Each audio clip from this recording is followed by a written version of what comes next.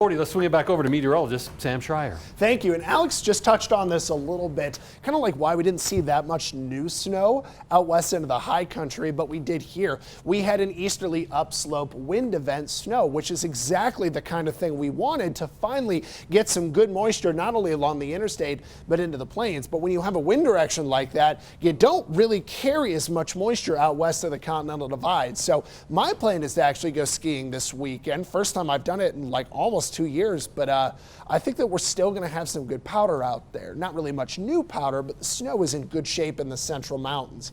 Looking outside, so my plan was to just kind of check in on the roads in the neighborhoods. Honestly, most of the main roads are fine. It's exactly like we thought it would be. I-25, smooth sailing. A lot of the main roads like Powers, Highway 24 in and out of town, Highway 50, still slick spots for sure, but they've been hit a little harder by road crews, so that's helped.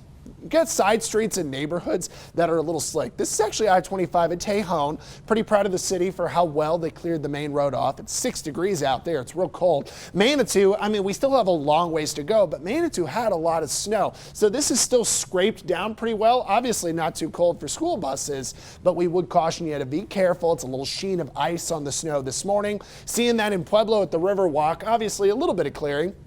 And it's 3 below in Pueblo, so that's a rough day so far. And as we continue to check around Canyon City, the sensors are having a bit of issue, but we know that we're still rice and frosty on the road. And as we get over towards La Junta, it does look to be cold. Trinidad is just a little bit sunny out there. Now, let's go ahead and take a look at temperatures across the region before we go. We have 6 degrees in the Springs, 3 in Pueblo, 5 in Trinidad, single digits across the plains. We're still in the negatives in Alamosa, 20 below if you can believe it. But later today, we'll do what we can to warm up, push back some 30s and 20s to the region.